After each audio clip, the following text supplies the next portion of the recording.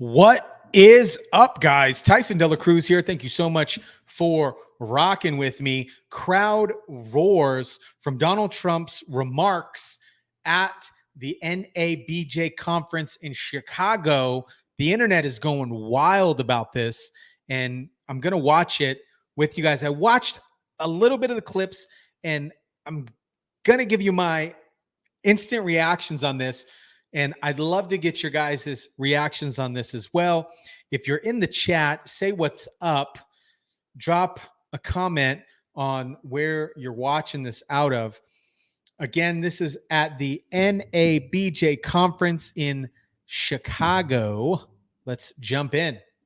Both to inform our reporting, but also to help voters understand the choices that they face in a consequential and historic election year. NABJ has partnered with PolitiFact to fact-check this conversation in real time. You can access that feed on social media using the hashtag NABJFactCheck. Again, the hashtag is NABJFactCheck.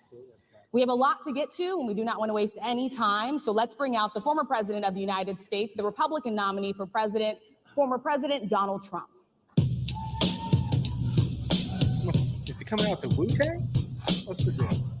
Let's fast forward here. A lot of people did an hour of your time. I want to start by addressing the elephant in the room, sir.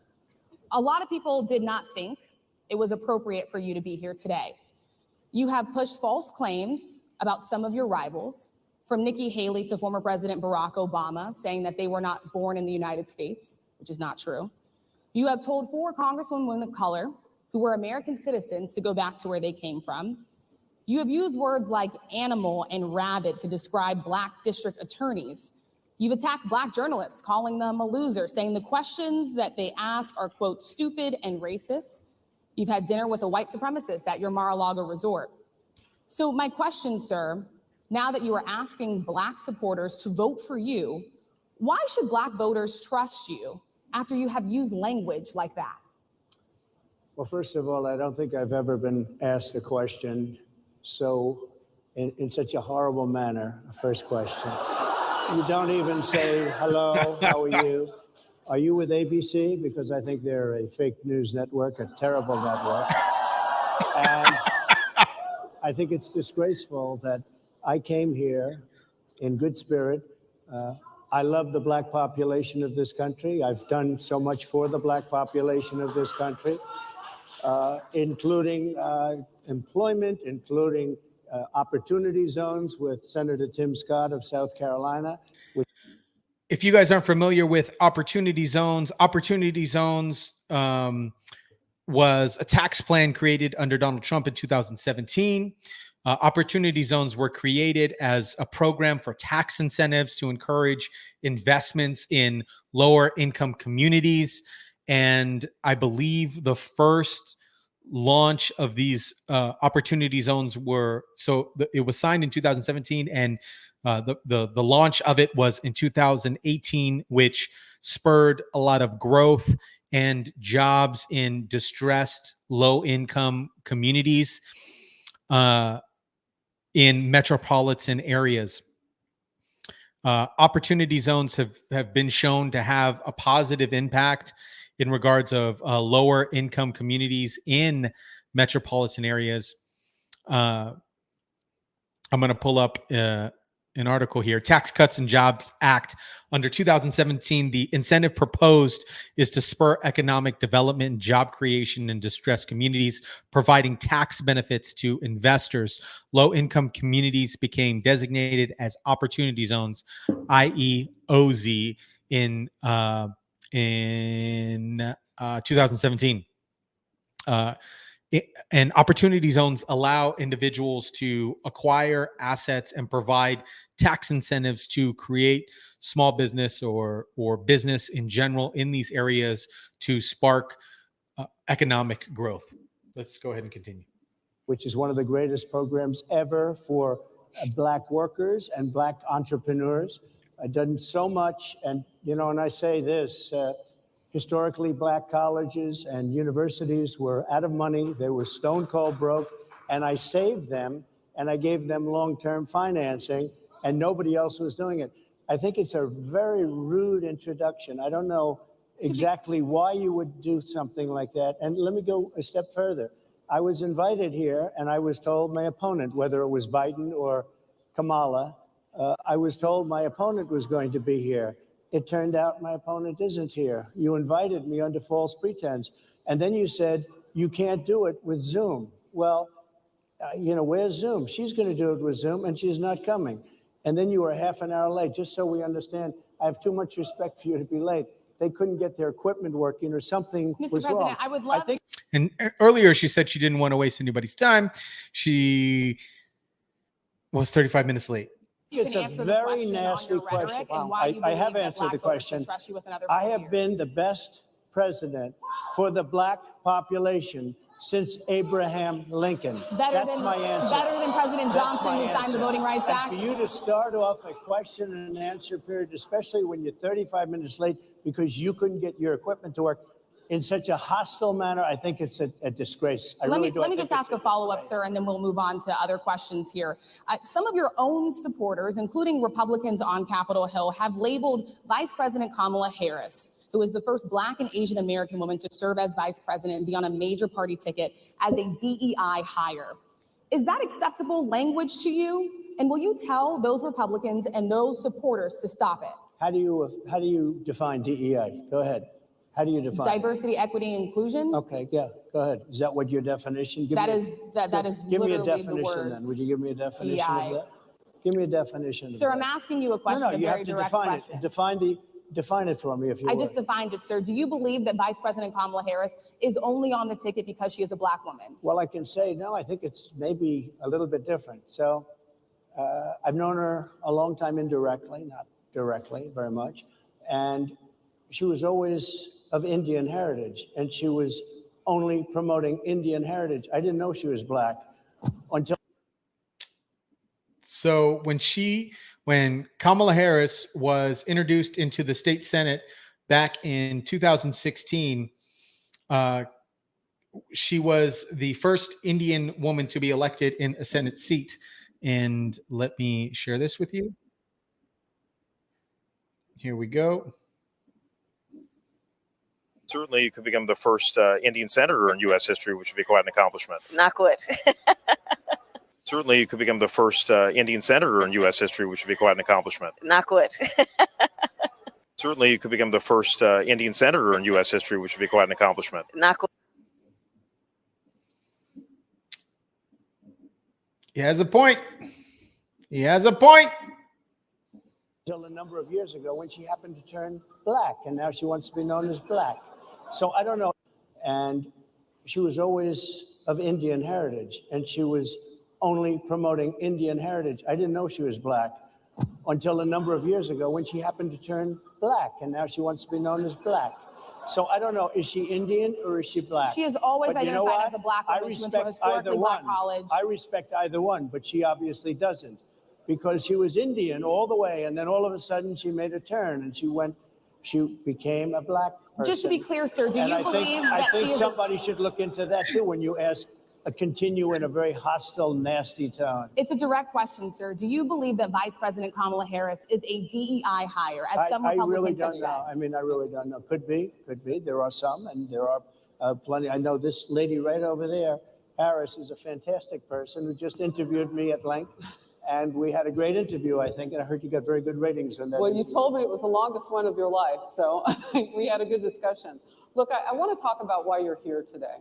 I mean, it is not lost on us how divided we are as a country. And as you were coming today, we really got to see that we are divided along the lines of race, along the lines of gender. And there is this question of, in this moment where we are, why come here? What is your message today? My message is to stop people from invading our country that are taking, frankly, a lot of problems with it. But one of the big problems, and a lot of the journalists in this room I know and I have great respect for, a lot of the journalists in this room are Black. I will tell you that coming from the border are millions and millions of people that happen to be taking Black jobs. You had the best. What exactly is a black? They're going to take that sound bit and they're going to use that quite a bit. Both Republicans and Democrats are going to use that sound bit right there regarding immigrants coming over the border and taking black jobs. They're going to use that. They're going to use that on both sides. Problems with it, but one of the big problems, and a lot of the journalists in this room I know and I have great respect for, a lot of the journalists in this room are black.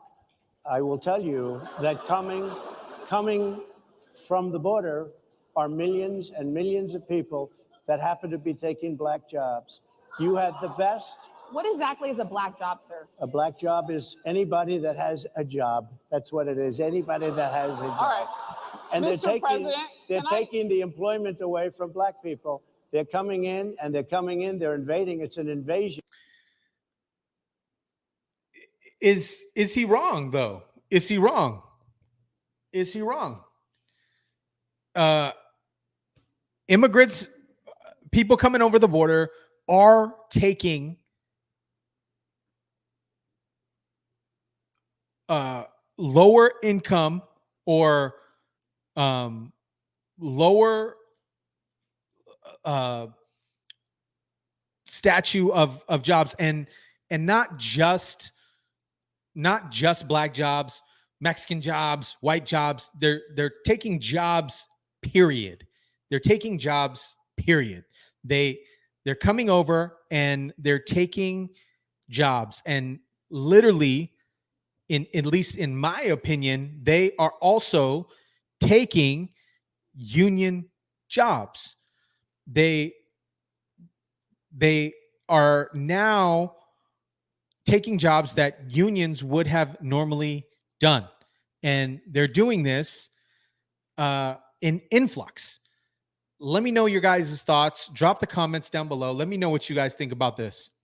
Of millions of people, probably 15, 16, 17 million people. I have a feeling it's much more than that. And everybody's been seeing what's happened.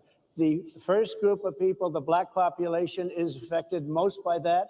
And Kamala is allowing it to happen. That is true. She's the border czar. She's the worst border czar in the history of the world. There's never been a border czar like this. She's never even essentially been. She said she was there once, but not the right part of the border. So she was a border czar. She's done a horrible job. These people are coming into our country and they're taking black jobs and Hispanic jobs. And frankly, they're taking union jobs. Unions are being very badly affected by all of the millions of people that are pouring into our country. And one thing, as we discussed, many of these people are coming in from mental institutions, from prisons, from jails. They're gang members in other countries. Other countries are setting loose their prisoners. They're opening up their prisons and their mental institutions, and they're taking their bad people, drug dealers, gang members, and they're bringing them into the United States. And by the way, their crime rate is going down, and our crime rate is going to be a disaster. Mr. President, I want to get into how you address some of the issues with black communities. And I say that plural because we live in communities of color that are different. We're not all the same. We don't vote the same. We don't think the same. Sure. It's not monolithic. So as you come here today, I want to talk about something that bursts, and this is the weight of the inflation on this country right now. The nonprofit Money Management International recently released data from its mid-year analysis that we have found a 52% rise in people who are seeking counseling for being in credit debt. They're paying for food that is sky high on their credit cards, and now they can't pay that off. The credit counseling nonprofit MMI, as I said, is saying now that they've seen surges that they haven't seen since we were in a pandemic of people in. Immigrants make up nearly 20% of the workforce, just over 30 out of 160 million, and participate in the labor force. This is U.S. facts. How many immigrants are currently working in the U.S.? There are 30.21 million foreign-born people employed in the U.S. in September 2023. Let me know your thoughts on that. We're going to continue on with this one. Financial trouble.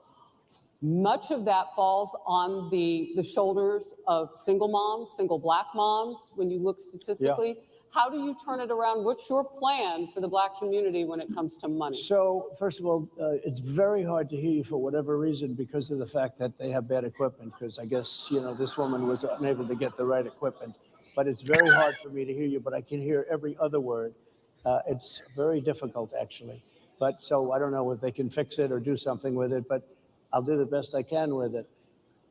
The inflation is absolutely destroying our middle class, our working class, virtually every class. Inflation is a disaster in our country. Yes. Inflation is a country buster. It breaks every country. And we had, in my opinion, the worst inflation we've had. They say it's 58 years, but I think it's much more than that. It's been devastating.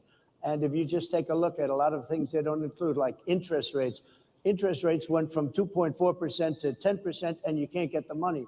People can't buy houses. They no longer have the American dream. Young people, young Black people, they don't have the American dream anymore. They can't buy a house. They can't borrow the money because of the cost of the money.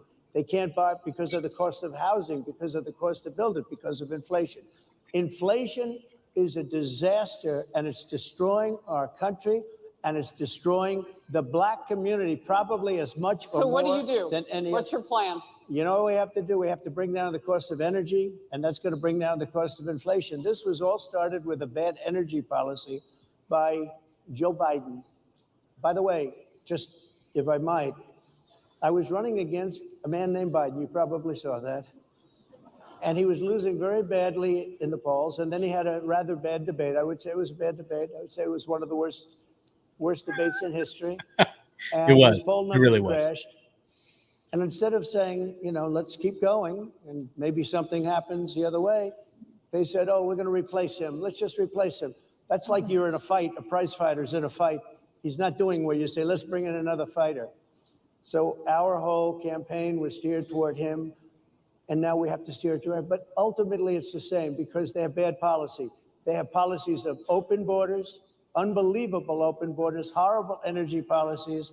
They want to get rid of, as you say, gasoline in cars. They want to get rid of oil. They want to get rid of efficient heating. Mr. President. Environmentally, what they're doing is killing our country. They're absolutely destroying our country. But the inflation is the thing that's hurting the Black worker, the Black population, and every other population within our country. Inflation is the worst it's been, I think, in over 100 years.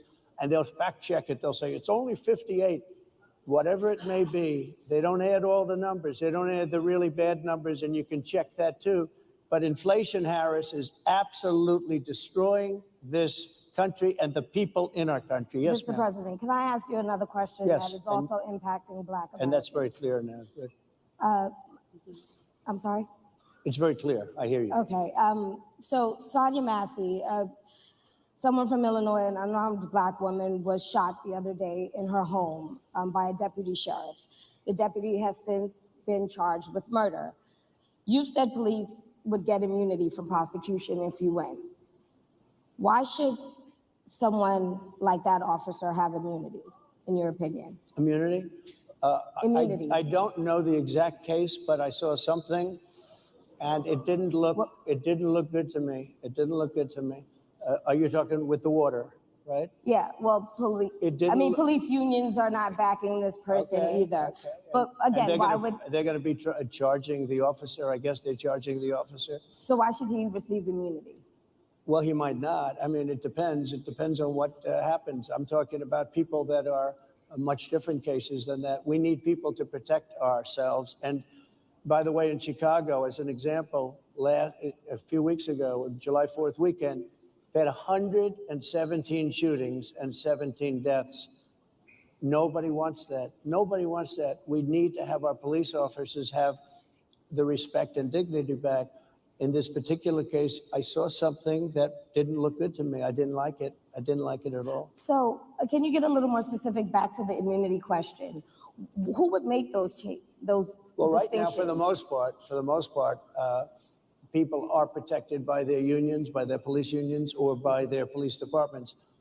But I'm saying if I felt, or if a group of people would feel that somebody was being unfairly prosecuted because the person did a good job maybe with crime or made a mistake, an innocent mistake. There's a big difference between being a bad person and making an innocent mistake. But if somebody made an innocent mistake, I would want to help that person. What would those exceptions be? What would determine You an go innocent after mistake? somebody and it's a very close call and it's very dangerous. And they have the policeman's life and woman is a very difficult thing because sometimes you have less than a second to make a life and death decision. And sometimes very bad decisions are made. They're not made from an evil standpoint, but they're made from the standpoint of they made a mistake. So I want to follow up really quickly. I find it interesting because you do talk about reining in prosecutors, especially when it comes to prosecutors that are prosecuting you. Why doesn't that skepticism apply to law enforcement? Well, I've been prosecuted because I'm a political opponent of two people that have weaponized our justice system.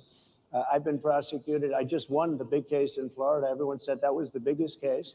That was the most difficult case. And I just won it. Now, Biden has a similar case, except much worse. I was protected under the Presidential Records Act. Biden wasn't because he wasn't president at the time. And he had 50 years worth of documents.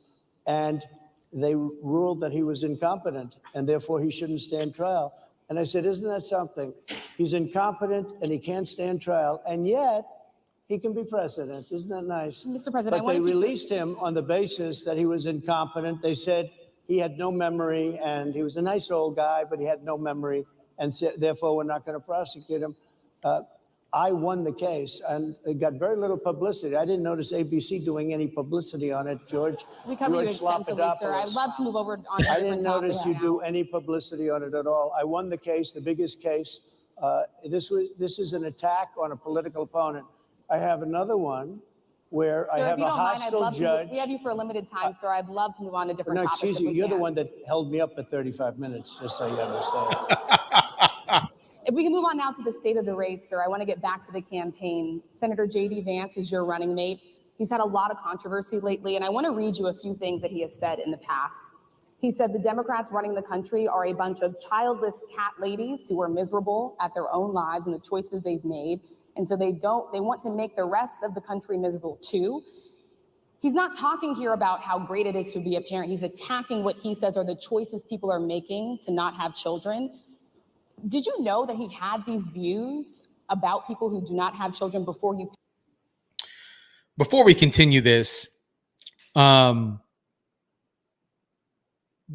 political stance right now in this environment in general is very hostile and based on both sides, based on, and they use a lot of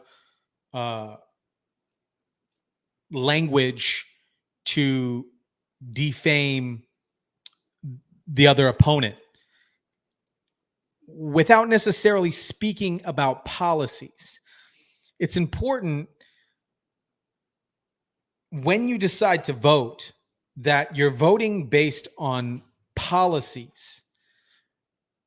Whatever you believe in, whatever you perceive and would like to see happen in economics and the United States as a whole, vote based on the policies that you wish to see come to fruition.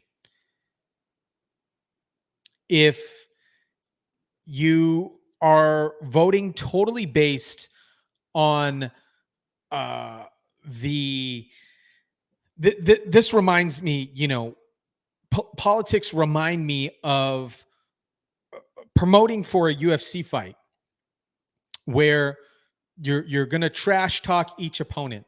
But at the end of the day, it's important to understand the policies that are going on both sides. And again, vote based on your policies. Don't vote based on what somebody's saying during trash talk times, because both sides do this, guys. Both sides do this.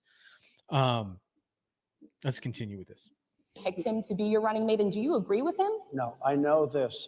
He is very family oriented, and he thinks family is a great thing. That doesn't mean he thinks that if you don't have a family, it's not. I know people with families. I know people with great families. I know people with very troubled families. And I also know people with no families. They didn't meet the right person. Things happen. You go through life, you don't meet the right person. But he's not just talking about families here. He also says that people that don't have children should get less votes than those that do. I'm just speaking for myself. Is that your campaign I think position? I'm speaking for him too. He strongly believes in family, but I know people with great families. I know people with not great families that don't have a family. And the people without the family are far better. They're superior in many cases, okay? He's not saying they're not. What did he say? What he's saying, families, and I also know people with no families. They didn't meet the right person. Things happen. You go through life, you don't meet the right person. But he's not just talking about families here. He also says that people that don't have children should get less votes than those that do. I'm just speaking for myself. Is that your campaign I think position? I'm speaking for him too. He strongly believes in family, but I know people with great families. I know people with not great families that don't have a family. And the people without the family are far better. They're superior in many cases, okay? He's not saying they're not. What he's saying is that he thinks the family experience is a very important thing. It's a very good thing. But that doesn't mean that if you grow up and you grow older and you don't meet somebody that would be wonderful to meet and would have been good, that that's a bad thing. He's not saying that. My interpretation, you'll have to ask him actually, but my interpretation is he's strongly family oriented, but that doesn't mean if you don't have a family, there's something wrong with it. Just one last point. Naturally, individuals with families do make better decisions. People with kids generally make better decisions, and they make better decisions simply because they want to see their family grow up and experience better things than what they previously experienced in their life. An individual with a family, if the school district in that particular area, which is going to be based off a jurisdictional law, an individual with a particular family, and they don't necessarily enjoy the curriculum that the school system is providing to their particular kids, they have to make the decision on whether or not to move or not. An individual who is a higher income earner, and if they're in a heavily taxed state like California, for example, and they have a family, they ultimately have to make a decision, not just for them, but the entire nucleus of the family on whether or not they want to continue to live in California because of taxes. Maybe they can move somewhere else with less taxes, better education to provide their family with a better life. My We'll thoughts. move on. Just one of the bedrock principles of American life is one person, one vote. Senator J.D. Vance has suggested that someone who has children should have more votes than a person who does not have children. I just want to be clear here. Is that the position of your campaign? Well, no, but it's not something I have ever heard before. I can tell you this. Right now you have illegal aliens coming into our country, many from prisons and many from mental institutions, and they want to give them votes. I don't think they should have votes. They came into our country illegally, and they're taking the vote away from all of the people in this room that have been here a long time, that have worked hard, that in many cases, and you'll see this happening, if I'm not elected, you're going to see it happen. If I am, you're not going to have any problem. But you're going to see it happening a long time. You're going to see the people in this room and people outside of this room are going to be losing their jobs to people that have come into this country illegally. Mr. President, can we stay with just kind of the state of the race right now? Because I felt like that vice president question, candidate question was right in there with that. So let's talk about J.D. Vance for a little bit. He's had some stumbles out of the gate. I don't know if you're hearing what we hear as reporters, but it's been a tough couple of weeks for him. Why did you choose J.D. Vance? Why did you choose him? And I'm having a hard time hearing too. I know everybody out there can, but it's hard. I'll tell you why. I chose him because he's a very strong believer in work and the working man and woman, and especially the working man and woman who have been treated very unfairly, because you have many of them in this room. But you have many of those people, they were treated very unfairly. They worked very hard and they were treated unfairly. He wrote the book that became a bestseller. The movie became a smash hit. He's a very smart guy without the benefit of having a family that has contacts, like a father that was well connected. He got into Yale Law School. He graduated in 2 years from Ohio State, summa cum laude. I mean, you take a look at, his career has been an amazing career. He started off at a level with a difficult family situation, very difficult with the mother and the father and everything else. He ends up going to Yale Law School and was one of the top students, became the head of the law journal. I mean, it's an amazing. Strong families that are based in family principles and values, also backed in religion as well, tend to have stronger total family values, just in my opinion. And then through that, they ultimately can make better decisions. This is just my insert on this, but I do think that individuals with a strong father figure in the household, the son or daughter can also make stronger decisions because the father is the leader of the family, and the mother is as well, but the father is the head. And they ultimately, if a strong father figure is involved and creates strong principles based around family values, ultimately they can make stronger decisions. They grow up to make stronger decisions. They grow up to have values and principles that they abide by, that kind of run through their entire life. And let me know your thoughts on that. I'd love to hear your thoughts on that. Drop your comments down below. Let me know. Same thing. He's a 4-year. He was in the military with great distinction for 4 years. Got out, went into business, became successful in business, very successful in business, actually. Did public offerings and other things.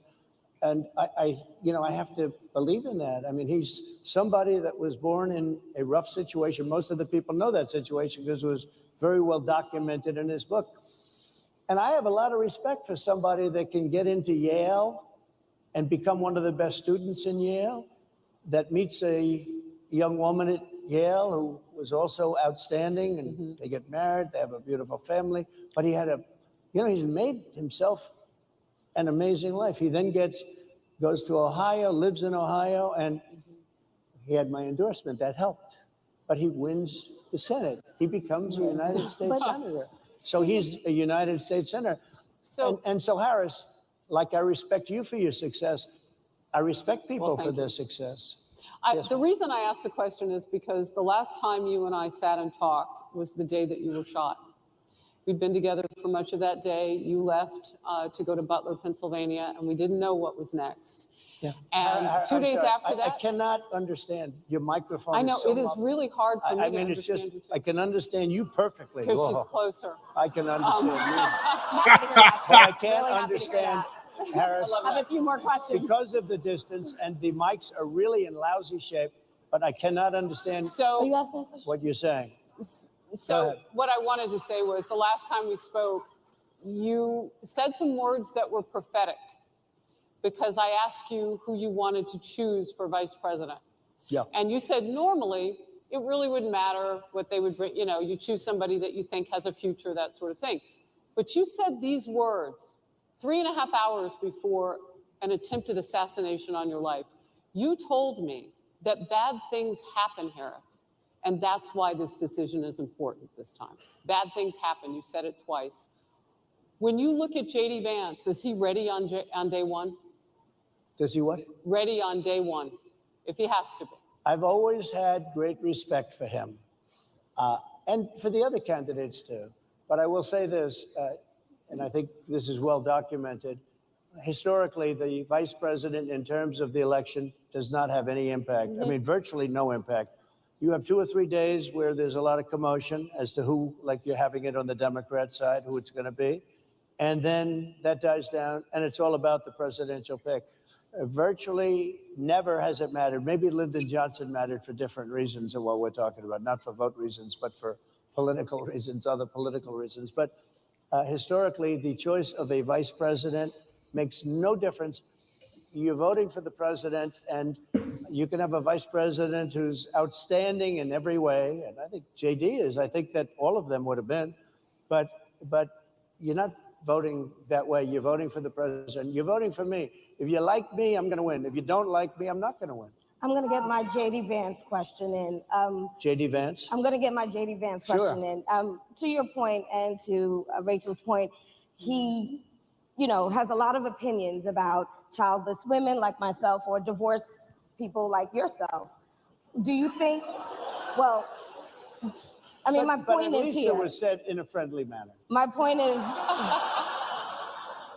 do you think the Republican Party is getting a little bit too judgy about people's lives when you think about abortion or when you think about what JD Vance is saying? I don't think, look, I think that the Democrat Party is really the one that has the problem. I think they're radical on abortion because they're allowing abortion in the 9th month. They're allowing the death. They're allowing the death of a baby after the baby is born, based on the governor of Virginia. Based on the governor of Virginia, they're allowing the death of the baby after it's born. They're allowing abortions in the 8th and 9th month. Well, Democrats have denied. I think they're right. And I think the Republican Party is actually much less. I think I've made them much less radical, perhaps. But the Republican Party, what we're doing is bringing it back to the states where everybody wanted it. Democrats, Republicans, liberals, conservative, everybody wanted abortion brought back. They didn't want Roe v. Wade in the federal government. They wanted it, everybody. But the majority of Americans oppose Roe v. Wade being overturned. They don't know about this. Right now, they're voting. It brought it back to the states. Now, I happen to believe in the 3 exceptions. Ronald Reagan believed with rape, incest, life of the mother. I do. I think most people do. I think most Republicans do also. But if you take a look, right now they're doing, it's an amazing thing, out of the federal government, it's in states, and people are voting. And I will say, Ohio is, let's call it a more liberal version, has been approved. Kansas, the same thing, a little bit surprising to a lot of people. But the people are now voting, and it's taking this issue that's been going on for 52 years and has torn our country apart, and it's giving it to the people to vote on. And they're voting. And many states have already voted. Others are in the process of voting. And it's bringing it back to the people and a vote of the people. And it's not at all radical. And again, you have to follow your heart. I happen to believe in the 3 exceptions. Most people believe in the 3 exceptions. Most Republicans believe in the exceptions. But they don't want to see an abortion in the 9th month or the 8th month. Almost everybody agrees to that. And they certainly don't want to see, in the case of the governor of Virginia, the former governor, I might add, who said, we set the baby aside and then we decide what to do. Meaning, what do? We execute the baby. That's a radical, horrible position. And some people want that. I don't want it. Most people don't. Thank you. Can I just pivot really quickly to another question about, you brought up health, Harris. You're an active man. We see you golfing all the time, but if you win, you'll still be president at 82, which is older than Biden is right now. But not mentally. Look, mentally. I agree with that. Donald Trump is pretty sharp. He's been doing business for a very long time. He's very sharp. He's still cognitively alert, and he is sharp. I'm interested to hear what he has to say right here. If he continues on this trajectory in regards of his sharpness and cognitive ability, I know entrepreneurs and business owners well into their 80s, and they are still sharp as a whistle. Sharp as a whistle. Whistles aren't sharp. Sharp as a knife. Here's the question. He's shot. But most people. Would you consider? Most people I know many people in their Yeah. 80s and their 90s that are in great shape. Some of our greatest leaders. You look at throughout the world history, the greatest leaders, some of the greatest leaders in the world were in their 80s. But here's the question. Would you consider stepping down if you felt that your health was declining? Or would you? Oh, absolutely. And who would I make, think I'd know. How would you make that decision? I think I'd know. Look, if I came onto a stage like this and I got treated so rudely as this woman treated Oh my me, goodness. and I'm fine with it because she was very rude, sir. Very rude. That wasn't a question. She Sir, didn't you ask can me a answer the question. question. She gave a statement. That wasn't a question. I repeated can your answer the statement, sir, question. actually. You said you would. You would Oh, make that absolutely. decision If to I step thought down. that I was failing in some way, I want people to be sharp. I'll go a step further. I want anybody running for president to take an aptitude test, to take a cognitive test. I think it's a great idea. And I took 2 of them and I aced them. Well, can got I them. just- I took 2 of them. But let me ask you. Yeah. I would like to have people running for president, and I don't mean because they're 75 or 85. I think anybody running, I'd like to do it. People say it's not constitutional. I would like to have something passed where you can do it. I think we should know. I mean, I've watched what's happened in the last couple of years under this gentleman, and our country is a mess. We have inflation. We have the millions of people falling in. We have Afghanistan, which was the worst, most embarrassing moment in the history of our country. What he has done to our country, and her too, what they've done to our country, she has been a horrible vice president. She's considered the worst vice president in the history of our country. Don't mean to President- interrupt you, but would you consider taking the cognitive test Mr. President. I would love to and do make it. it public? Well, I've already taken 2 of them, but I'll do it again. Mr. I President, suggested- how do you intend to? I suggested, Harris, that let's take one. I said, Joe and I will go and take a cognitive test. Now, I'd do it with her too. I would do it with her also. You know what? She failed her law exam. She didn't pass her law exam, so maybe she wouldn't pass the cognitive test. Mr. Are President, you saying she wouldn't pass? Just to be clear, I'm just giving you the fact. to be clear, you don't think I'm Harris just how do you giving the intend, fact. and She look, didn't pass her bar exam, and she didn't think she would pass it, and she didn't think she was going to have it pass it. And I don't know what happened. Maybe she passed it. I She guess did pass it. There's a She man did- over she here. did I in think fact pass he it. must work. for Mr. her. President, I would love to ask you about January 6th. You've called yourself the candidate of law and order. Yeah. When Time Magazine asked you if you would consider pardoning all the rioters, you said, yes, absolutely. Sure. You called them patriots. 140 police officers were assaulted that day. Their injuries included broken bones. At least 1 officer lost an eye. 1 had 2 cracked ribs, 2 smashed spinal discs. Another had a stroke. Were the people who assaulted those 140 officers, including those I just mentioned, patriots who deserve pardons?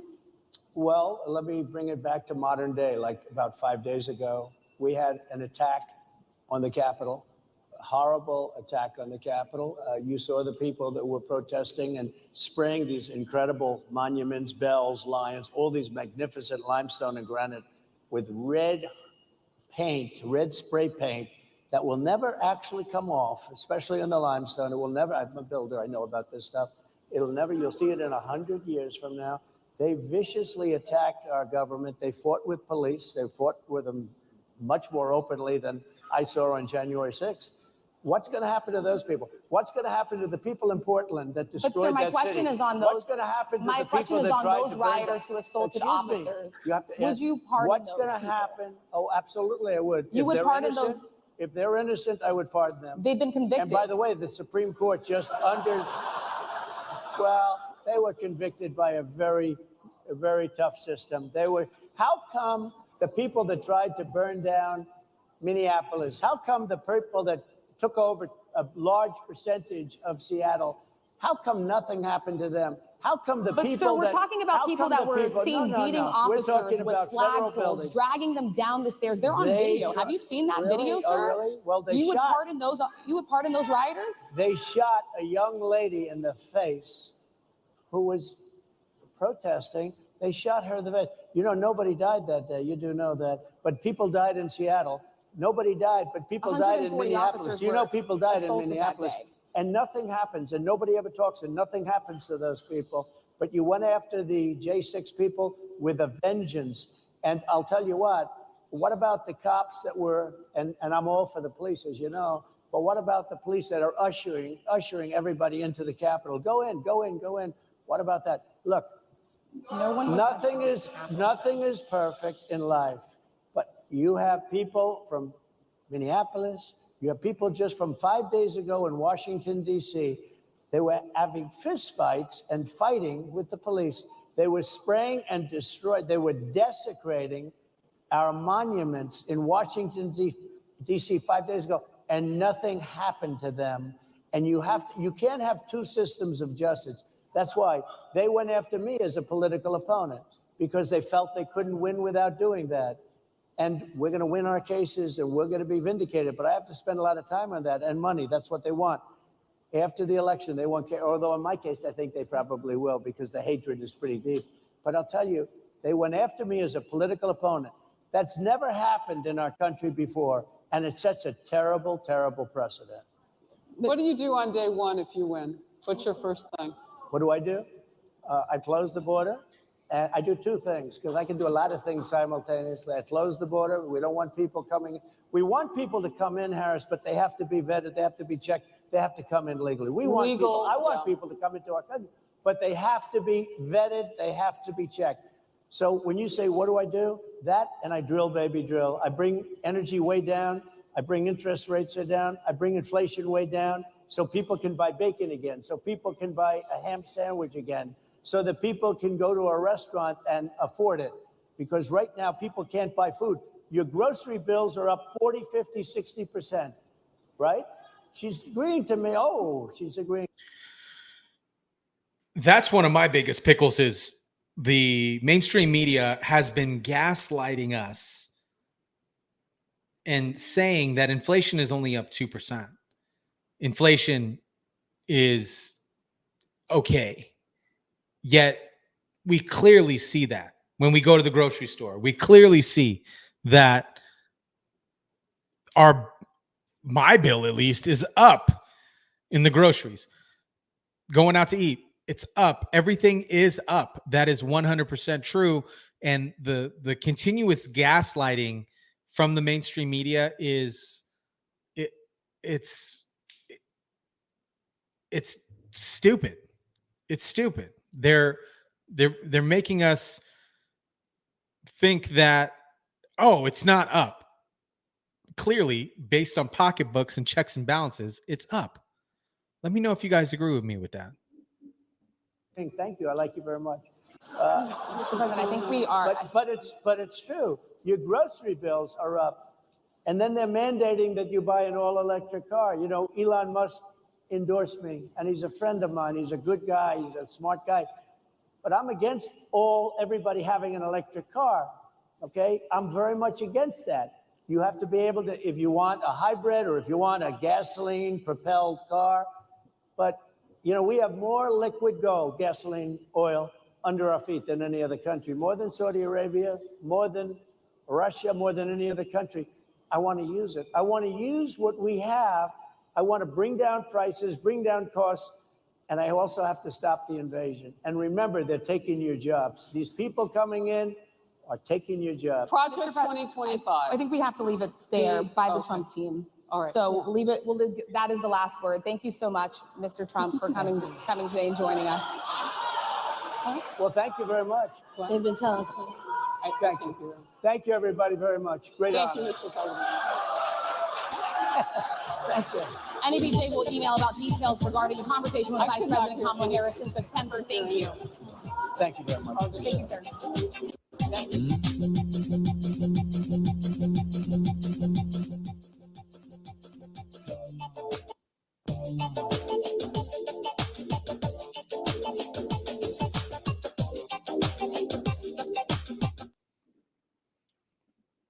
So there you guys have it.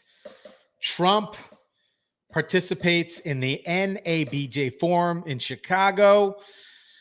Let me know your thoughts. Drop your comments. Thank you so much. Really appreciate you guys. Drop your comments down below. Let me hear your guys' thoughts.